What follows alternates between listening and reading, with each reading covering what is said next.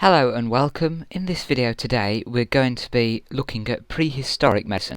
This is the first video on prehistoric medicine and we're going to be looking at the nature of prehistoric evidence.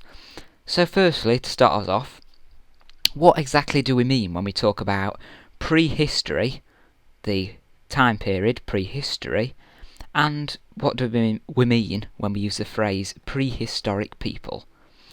Prehistory, prehistoric people. So, the prehistoric age is defined as the time before written records. So it's before written records. And all that means is before people were writing stuff down and recording it. As you may already be thinking, if prehistoric man left no written records, historians have a bit of a problem in finding out about their lives and have to rely on other forms of evidence.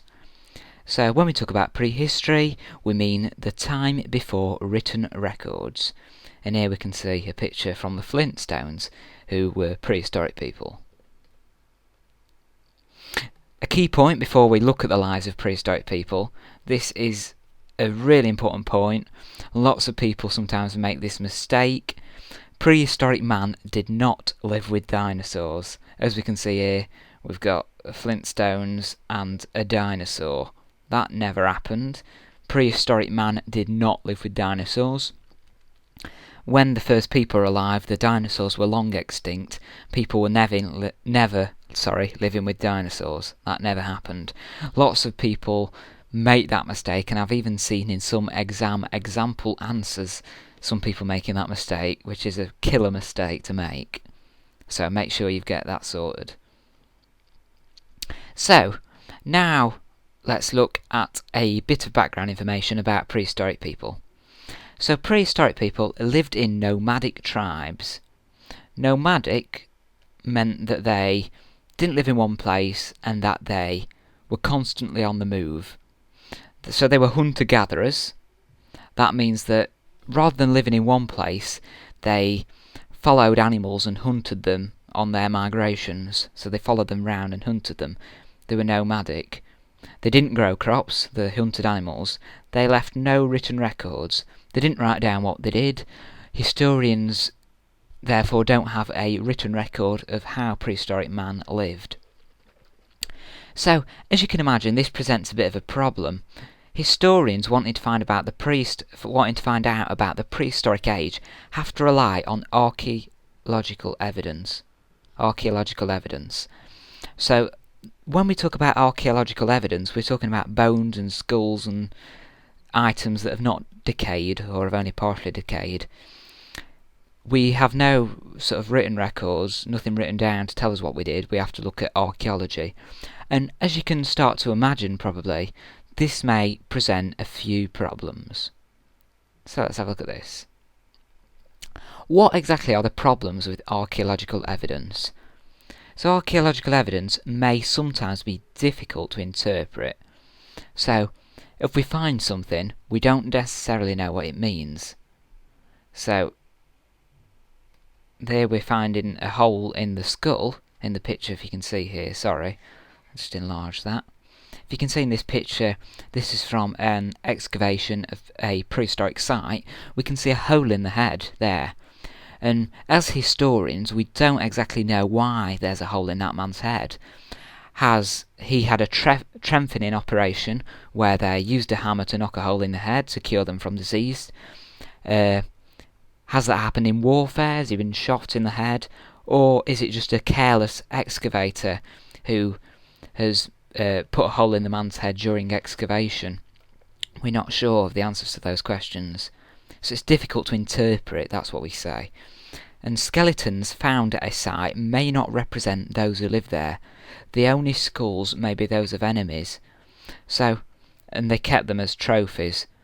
So if we carry out an excavation at a site where prehistoric man lived, it's not necessarily the people that live there who we're finding. It's probably the enemies. And bones may have been damaged in excavations. So when we dig them up to see the bodies and everything, we may have been damaged. Like we can see here, there's a hole in that man's head, isn't there? There, look, you can see that. And that may have been done while he was alive, or probably damaged in an excavation. So a hole in the skull might be the result of many different things, as we've talked about.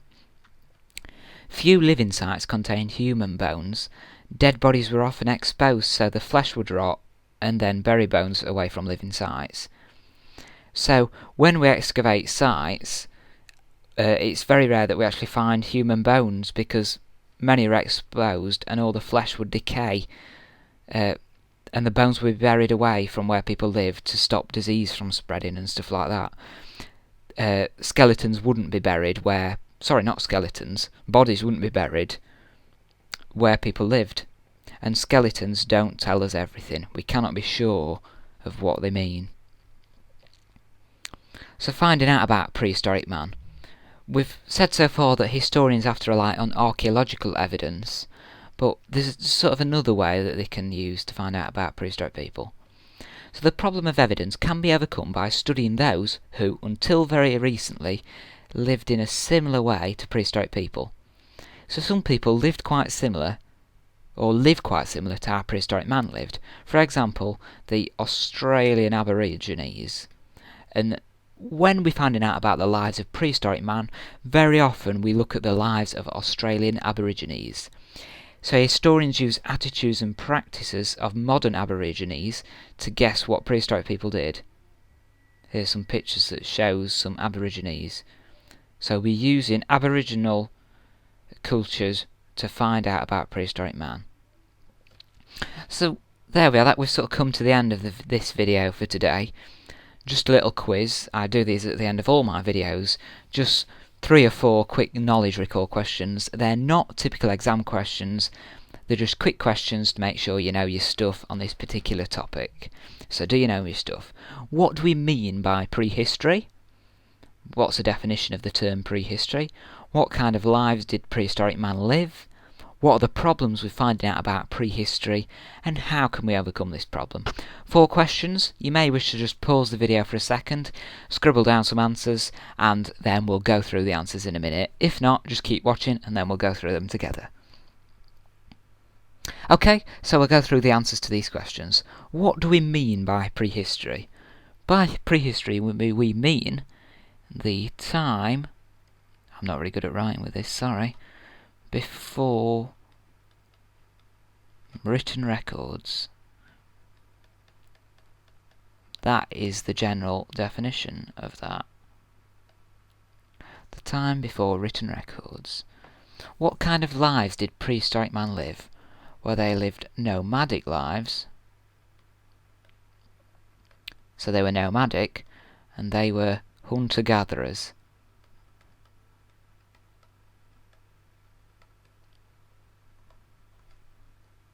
That meant that they didn't grow crops and they followed animals about and hunted them. What are the problems with finding out about prehistory? Well, because we have no written records, we have to rely on archaeological evidence. So, no written records is a problem. We're relying on archaeological evidence, no written records, and skeletons is a good way of phrasing it. Skeletons don't tell us everything. Be thinking about question 4. How can we overcome these problems? How can we overcome this problem, sorry. How can we overcome it? Okay, so we can overcome this problem, as we've previously just said, as by studying people who, until very recently, lived similar lives to prehistoric man, such as the Australian Aborigines. Study those who more recently, who lived similar lives more recently.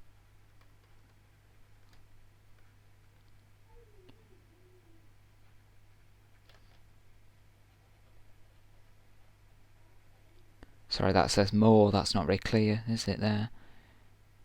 More recently. E.g.